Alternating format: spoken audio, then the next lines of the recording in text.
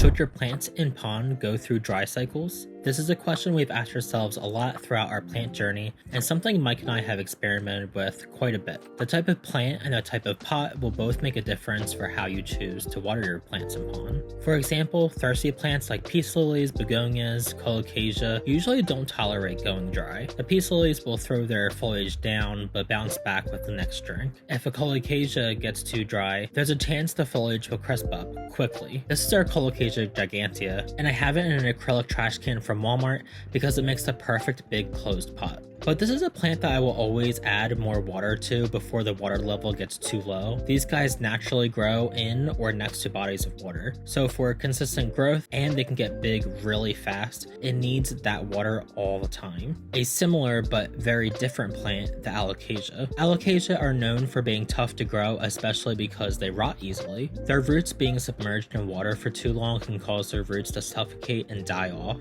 Or if the Alocasia has not grown a whole lot of new root yet, the water is going to sit longer, and sitting water begins to grow bacteria and pathogens, which will very quickly begin root rot. To avoid this, we've potted a good portion of our Alocasia into taller pots so we can have a thin water reservoir at the bottom.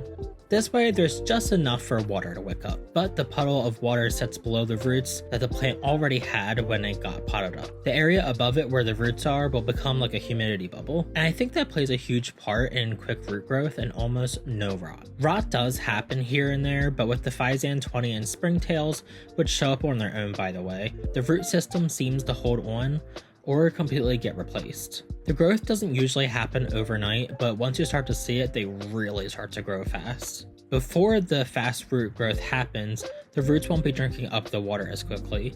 A shallow water reservoir in a closed container like this, or just below the highest point in a self-watering pot. By the way, we haven't been using self-watering pots for Alocasia anymore. I'll talk about it in another video, but I just wanted to mention that. But doing this will allow the water level to go down quicker, helping avoid the water sitting for too long. I try to get to watering them, but just before it looks like it's going to go completely dry. The pond should still look a little bit wet at the bottom and some moisture in the pot. Even Alocasia are incredibly thirsty, and by the time it gets low, they will be ready for more. It truly is different for all plants. Most Philodendron can handle going completely dry. African violets should always have a good portion of water. If your plant is still only in a 2-inch pot or smaller, going completely dry might dry out the plant since it doesn't have much to store water in to begin with. Bigger plants might toughen it out better. I hope this was helpful. Let me know in the comments what we should talk about next. If you haven't checked it out yet, go watch our video on nutrients.